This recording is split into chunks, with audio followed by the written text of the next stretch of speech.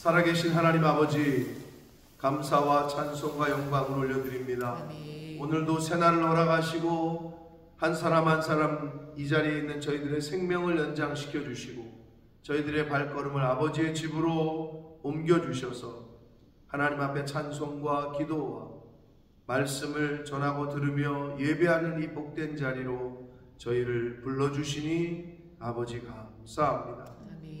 하나님께 가까이 함이 내게 복이라 하신 아멘. 말씀을 쫓아 아버지 앞으로 나온, 아버지의 집으로 나온 이 자리에 있는 한 심령들에게 새벽에 내가 너를 도우리라 하셨으니 각 심령 한 사람 한 사람과 저들의 가정과 저들의 하는 일 위에 하나님의 필요한 도움이 있다면 성경에 약속하신 대로 주여 도우시고 은혜로 함께하여 주옵소서. 아멘. 아버지, 이 시간 하나님의 말씀을 듣겠습니다.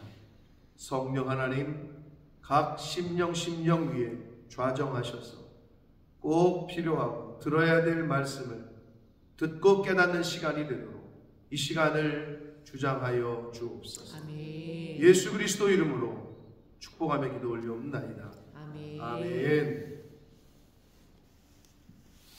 사도들이 풀려나서 동료들에게 가서 제사장들과 장로들의 말을 다 알렸다라고 말씀합니다. 자, 제사장들과 장로들의 말이 무슨 말이에요? 예수의 이름으로 더 이상 가르치지도 말고 예수의 부활했다고 전하지도 말고 알리지도 말아라, 이 말이에요. 그러니까 그렇게 그런 말들을 하지 않는 조건으로 풀어줬단 말이에요. 그래서 그걸 동료들에게 가서 말을 했어요. 교회로 말하면 교인들을 다 모아놓고 얘기했던 거겠죠. 그러자 24절, 그들이 듣고 한 마음으로 하나님께 소리를 높여 기도합니다. 근데 뭐라고 얘기하느냐? 이르되 대주제요. 대주제라는 거는 천지 창조자 이렇게 보시면 돼요. 세상을 지으신 분이시여, 이런 말이 대주제예요. 한국말이 한문이기 때문에, 근데 세상을 지으신 이시여, 이런 뜻입니다. 대주제여, 창조주여, 천지와 바다와 그 가운데 만물을 지으신 이시여, 그게 대주제다 보시면 됩니다. 또 주의 종 우리 조상 다윗의 입을 통하여 성령으로 말씀하시기를, 시편 2편에 있는 다윗의 고백을 인용합니다. 천지를 지으신 창조주이신 하나님께 기도를 하기를, 어찌하여 열방이 분노하며 족속들이 허사를 경영하였는고, 시편 2편의 다윗의 그 말씀을 인용하면서 세상의 군왕들이 나서며 관리들이 함께 모여 주와 그의 그리스도를 대적하도다 라고 다윗 왕이 시편에 이미 예언하고 기록된 그 말씀을 그대로 인용합니다. 근데 그대로죠. 세상의 군왕들이 나서며 관리들이 함께 모여 주와 그의 그리스도를 하나님과 또 그리스도를 대적했다 라고 하는 시편 2편의 말씀을 인용하는데, 과연 헤롯과 본디오 빌라도는 이방인과 이스라엘 백성과 합세하여 하나님께서 기름 부으신 거룩한 종 예수를 거슬러, 헤롯은 헤롯 안디바, 당시에 그 유대 땅의 분봉 왕이었던, 본디오 빌라도는 로마에서 파견된 총독이었고, 이토 히로부미, 조선을 관리하라고 일본에서 파견했던 총독, 비슷한 개념입니다. 자, 그 둘이 합세를 했다. 사실은 본디오 빌라도와 헤롯은 친할래야 친할 수가 없는 거예요. 조선의 왕과 이토 히로부미가 대한제국대지. 대한제국대의 왕과 우리의 왕과 이토 히로부미가 친할래야 친할 수가 없는 관계잖아요. 근데 얘네 둘이 합세를 했다는 거죠. 이방인과 이스라엘 백성과 친할래야 친할 수가 없어요. 그런데 한마음 한뜻이 돼서 합세하여 하나님께서 기름 부으신 거룩한 종 예수를 거슬러 27절과 28절은 같이 이어지는 건데 하나님의 권능과 뜻대로 이루려고 예정하신 그것을 행하려고 이 성에 모였나이다. 이걸 한글 번역이 현재형처럼 쓰니까 여러분이 헷갈리시는데 과거 동사예요. 그러니까 모였었다라는 얘기예요. 그 말은 뭐냐? 헤롯과 본디오 빌라도 즉 이방인과 이스라엘 백성들이 함께해서 예수를 거슬러서 예수를 잡아 죽이려고 다 함께 모였었다. 예수 그리스도의 십자가에 못 박히신 상황을 설명하는 건데 모였나이다 이러니까 현재처럼 들리니까 여러분이 헷갈리는 건데 그게 아니에요. 27절과 28절을 같이 읽으시고 모였나이다가 과거 동사이기 때문에 모였었다는 거죠. 예수님을 죽일 때. 자, 그러면서 이분들이 모여서 사도들과 제자들이 예수님을 따르던 믿는 사람들이 어떻게 기도하느냐. 29절 주여 이제도 그들의 위협함을 굽어보시고 즉 관심을 가져서 좀 살피시고 또 종들로 하여금 오늘날 우리들이겠죠. 그러니까 믿는 자들이 간구해야 될 기도의 제목들을 세 가지를 잘 이렇게 열거를 하는데, 그러니까 그 당시에 목숨과 신변의 위협을 느끼던 이들이 하나님께 뭘 기도하느냐? 우리 좀 살려주십시오. 우리 안 잡히게 감옥 안 가게 해주시고 우리를 대적들의 손에서 좀 구해주십시오. 이거보다도 첫 번째가 뭐였냐? 담대히 하나님의 말씀을 전하게 하여 주시오. 이게 그 당시에 믿는 사람들의 첫 번째 기도 제목이었어요. 담대히 하나님의 말씀을 전하게 해달라. 두 번째, 손을 내밀어 병을 낫게 하시고 표적과 기사가 거룩한 종 예수의 이름으로 이루어지게 해달라. 병 낫기를 기도했고, 세 번째는 표적과 기사가 많이 나타나는데 예수의 이름으로 그게 이루어지게 나타나게 해달라 라고 기도를 했습니다. 그럼 이게 다 1, 2, 3번이 뭐냐? 왜 표적과 기사가 나타나야 되고 왜 치유의 역사가 나타나야 되느냐? 그거는 하나님의 말씀을 잘 전하기 위해서. 그 당시에는 그 표적과 기사, 치유의 역사가 필요했단 말이에요. 오늘날에도 일어나긴 합니다. 오늘날에도 일어나는데 이 성령 시대, 이 말씀 시대인 은혜 시대인 지금은 그 당시보다는 많이 일어나진 않아요. 왜냐? 그 당시에는 성문화된 성경이 그들에게는 없었어요. 그렇기 때문에 복음을 전하기 위해서는 눈에 보이는, 눈에 띄는 것들이 필요했다. 근데 오늘날에는 이 글로 된 하나님의 말씀이, 하나님의 영이 우리에게 있기 때문에, 물론 문맹이다, 글을 읽지 못한다, 그러면 그 사람의 수준에 맞게 하나님이 역사하시는 것을 보여야겠죠. 네. 옛날 우리나라, 지금은 문맹률이 거의 없다고 해도 과언이 아니죠. 있긴 있을 텐데 옛날 어르신들은 못 배우고 그래서 글도 못 읽을 때가 있었단 말이에요. 까막눈이야. 그럼 이게 있어봤자 무슨 소용이야. 그죠? 그럴 때는 성령께서 그 사람에게 맞게 감화감동을 하시고 역사를 하시고 표적과 기사를 나타냈었던 거죠. 그러니까 이 당시에는 표적과 기사와 치유의 역사와 이런 게 필요했을 수밖에 없었던 상황이었던 거죠. 그러니까 지금하고는 다른 거예요. 근데 지금 이런 저 사람들이 야, 그때처럼 이런 게 나타나면 나도 믿겠다. 미안하지만 안 믿어요. 그래도 안 믿는다니까. 네. 이 성경이 너무나도 자세하게 우리에게 주어졌는데도 이걸 읽으면서도 믿지를 못하잖아요. 보면 믿겠다 그러잖아요. 근데 사실 봐도 안 믿는다니까. 안 믿는 사람은. 자, 그 당시에 믿음의 사람들이 하나님께 그 상황에서, 그 어려운 상황에서 기도한 기도의 제목들은 뭐에 초점이 맞춰져 있느냐? 복음을 전하는 것에 초점이 맞춰져 있다. 그래서 내가 늘 얘기하잖아요, 여러분. 승우가 축구선수가 왜 돼야 되느냐? 복음 잘 전하기 위해서. 하나님을 잘 전하기 위해서. 여러분이 사업을 왜 해서 돈을 벌어야 되느냐? 복음 잘 전하고 주의 일에 쓰기 위해서. 그게 목적이. 공부를 왜 해야 되느냐? 왜 성공해야 되느냐? 복음 잘 전하고 하나님 나라 일을 잘하기 위해서.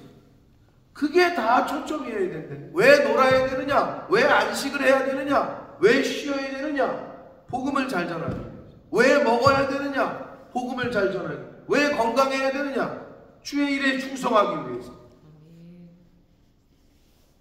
다 그래요, 다. 우리 믿는 사람들은 모든 게 여기에 초점이 돼야 된다는 거예요. 놀아도 먹어도 여행을 가도 쉬어도 일을 해도 공부를 해도 운동을 해도 다 그게 초점이야. 그게 우리 인생에 믿는 사람들에게 최종 골이야. 목적이야, 그게. 근데 그 생각을 안 하고 그 생각이 없이 뭔가를 하려고 하니까 하나님하고는 관계가 없는 일이 되어버리는 거죠. 왜 돈을 벌려고 그러냐? 잘 먹고 잘 살려고 해요. 세상 사람들이 하는 말이지. 공부해서 뭐 하려느냐? 높은 데 올라가려고. 세상 사람들이 갖는 마인드지. 근데 믿는 사람들조차도 그냥 생각이 없는 거지. 거기다 왜 땅을 샀어요? 아니 좀 투자해가지고 뭐 하려고. 그건 세상 사람들이나 하는 생각이지. 잡혀 죽을지도 모르고 감옥에 가서 지금 어떻게 될지도 모르는데 이들은 이 기도만 하고 있다고. 우리가 살펴봐야 되고 우리가 오늘 이 말씀을 통해서 좀 생각해 봐야 될 기도의 제목들입니다. 자, 이렇게 기도를 했더니 빌기를 다음에 모인 곳이 진동하더니 무리가 다 성령이 충만하여 담대히 하나님의 말씀을 전했다라고 기록합니다. 성령 쇠례는 일회적이지만 단회적이지만 성령 충만은 반복적으로 받아야 된다라고 말씀드렸습니다. 이게 뭐랑 여러분이 이해가 쉽냐면 핸드폰을 하나 새로 샀어. 안 돼가지고 쓰다 보니까 안 돼. 안 켜지고 전화도 안 되고 보니까 배터리가 다 떨어졌네. 그러면 배터리가 다 떨어졌네. 그리고 새로 또 사? 핸드폰을? 돈이 남아 도는 사람은 그럴 수도 있겠죠. $100 지폐짜리로 담배에 불을 붙이는 사람은 그럴 수도 있겠죠. 또 사? 그래서 사다가 또 안 돼. 그러면 또 새로 또 사? 그러지 않죠. 뭐 하죠? 충전을 하죠. 핸드폰을 샀다는 것은 성령 세례를 받은 거고 충전한다는 건 성령 충만을 계속 리차지를 해야 된다는 개념이야. 그래서 성령 충만은 계속해서 받아야 되는 거야. 계속해서 간구해야 되고 성령 세례는 이건 어떻게 설명하면 결혼을 했어. 사랑해가지고 결혼식을 했어. 근데 살다 보니까 좀 소원해지고 좀 그런 것 같아. 다시 결혼식해? 아니잖아. 그건 아니잖아. 비슷한 거야. 성령 세례를 받았어. 내가 예수를 믿기로 내가 작정해가지고 세례를 받듯이 하나님의 은혜를 성령 세례를 입었어. 그건 일회적이라고, 인생. 그리고 나서는 성령 충만을 계속 덧입어 가야 되는 거라고. 이게 헷갈리시면 안 된다고요? 그래서 여기도 봐봐. 빌기를 다음에 모인 곳이 진동하더니 무리가 다 성령이 충만하여 담대히 하나님의 말씀을 전했다고 되어 있는데 오순절 마가다락방에 임했던 성령의 강림하고는 좀 다르죠. 그러면 똑같이 이게 계속 일어나야지. 그래서 성령 세례와 성령 충만은 그렇게 구분한다라는 거예요. 그래서 성령이 충만하지 않으면 무리가 다 성령이 충만하여 담대히 하나님의 말씀을 전했다고 되어 있잖아요. 성령 충만하지 않은 사람은 담대하지 않아요. 인생을 살 때 보편적으로 담대하지 않아요. 그게 하나님의 일이건 세상 일이건. 그러나 성령이 충만한 사람은 무슨 일을 해도 담대해. 두려움이 없어, 별로. 이게 성령 충만한 사람, 교만과 자만과는 좀 다른 거예요. 결이 달라, 그거는. 성령 충만한 사람의 특징 중에 하나가 바로 담대함입니다. 근데 늘 예를 들지만 시험 공부를 아주 완벽하게 한 학생은 시험이 두렵지가 않아요. 빨리 봤으면 좋겠지.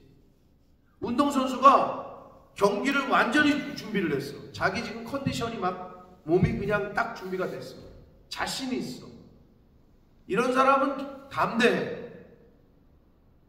그러나 준비가 안 된 사람은 볼이 나한테 패스가 안 오기를 바란다. 두려움이 있어.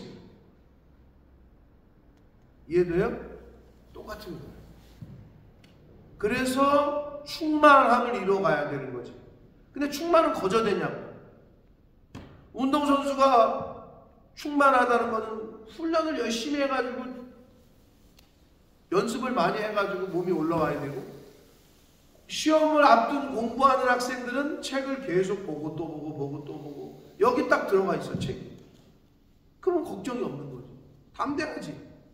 그러면 믿는 사람들은 뭘로 충만하냐? 그게 말씀과 기도예요. 예배예요. 여러분, 균형 잡힌 신앙생활은 균형 잡힌 말씀과 기도를 통한 예배 생활에서 시작됩니다.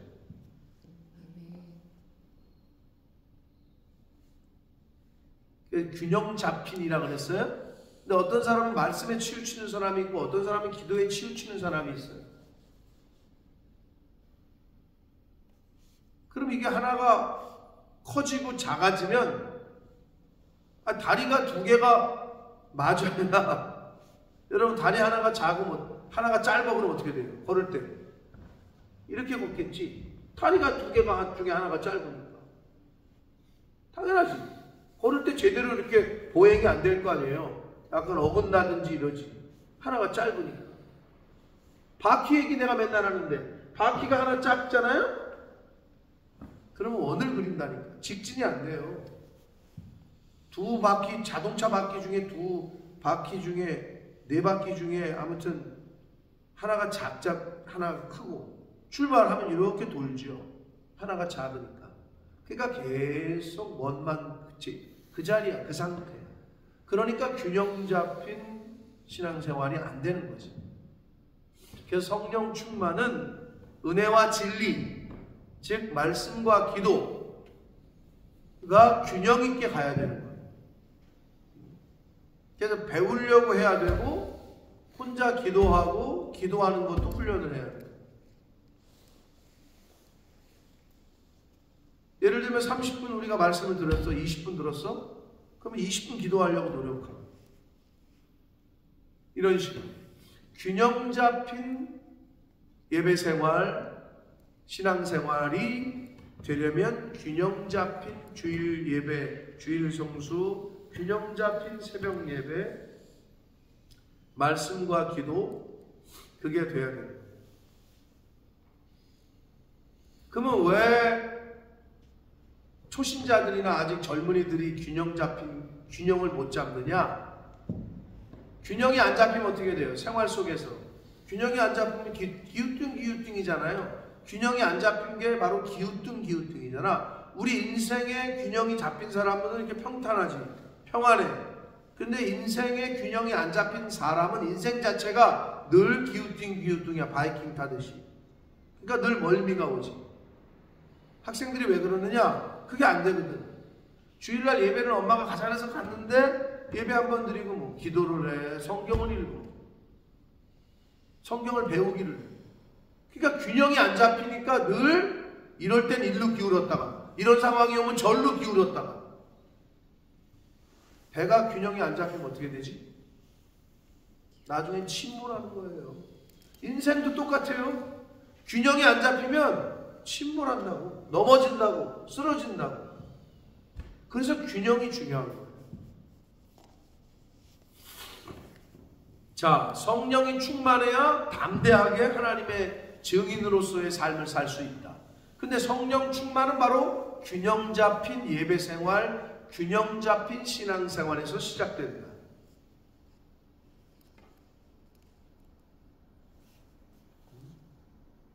너무 상식적인 얘기를 하고 있는 거예요. 머리에 지식은 많은데 경험이 없다. 그래도 안 되고, 경험은 있는데 지식이 없다. 그래도 안 되잖아요. 이 두 가지가 같이 가야 돼요. 신앙생활도 똑같다고. 많이는 배웠는데 실제로 전도를 해본 적이 없어. 많이 배웠기는 배웠는데 불신자하고 만나본 적이 없어. 1대1로 불신자하고 전해본 적이 없어. 대화를 해본 적이 없어. 주변에 죄다 예수 믿는 사람이야.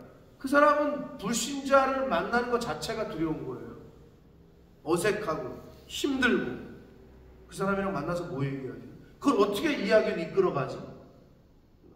처음에는 만났다가 오히려 그 사람에게 이끌림을 당해서 할 얘기는 못하고 엉뚱한 얘기만 서로 늘어나다 오는 거예요. 남의 바람핀 얘기나 듣고 뭐 세상살이 얘기나 듣고 그러다 오는 거죠. 근데 전략적으로 지혜롭게 접근을 해야 되는 거예요. 근데 처음 만났는데 예수 안 믿으면 지옥 가. 이 얘기부터 시작하면 그 다음부터는 그 사람 못 만나는 거예요. 그러니까 균형이 잡혀야 된다고.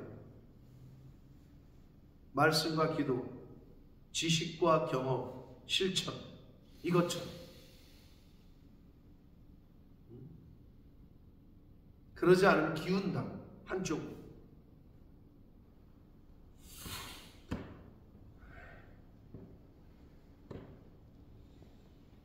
그래야 우리가 하루를 살아도 담대한 크리스찬들의 모습으로 살 수가 있다.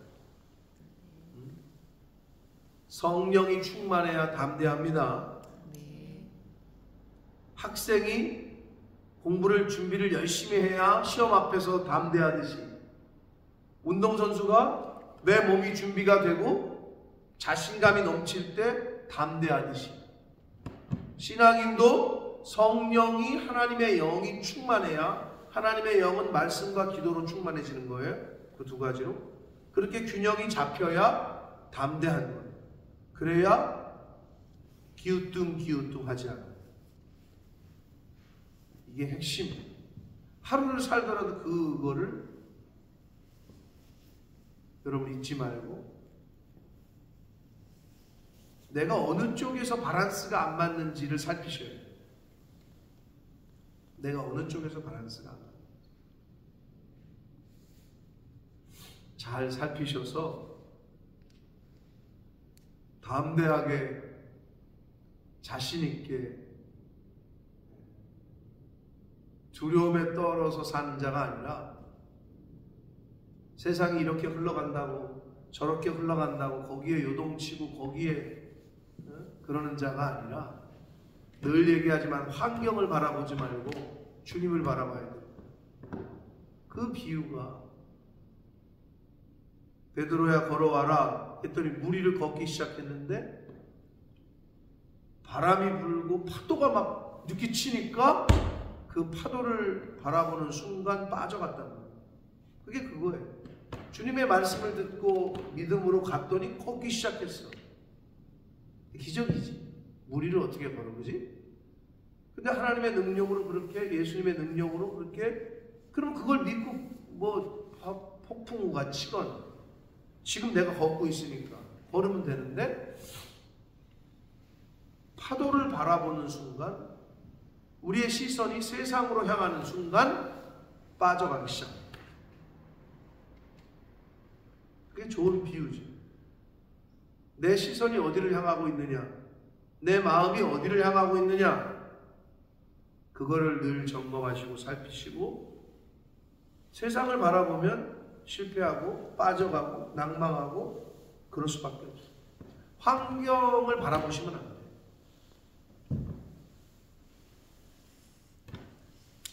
말씀 충만,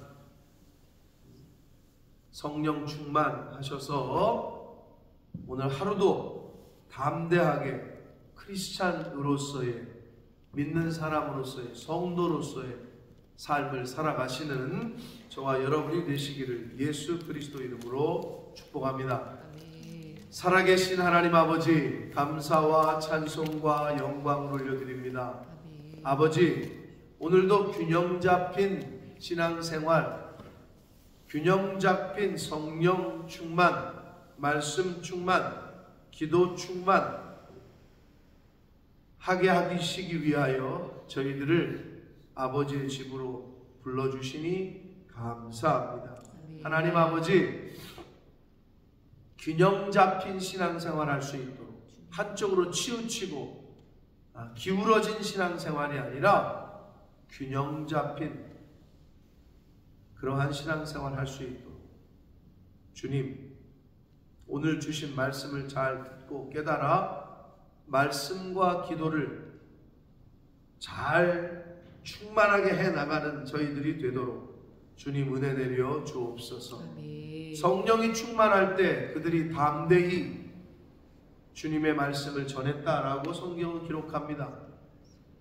담대함이 도대체 어디서 오는 건지, 두려움이 없는 것이 어디서 오는 건지 이거를 바로 깨닫게 하셔서 나 있는 역할에서, 내가 있는 자리에서 최선을 다하여 준비하게 하시고 열심을 내게 하셔서 내 마음 깊은 곳에서부터 두려움은 사라지고 담대함이, 자신감이 넘치는 하루하루의 삶을 살아가는 이 자리에 있는 한 사람 한 사람들이 되도록 주여 은혜 내려 주옵소서.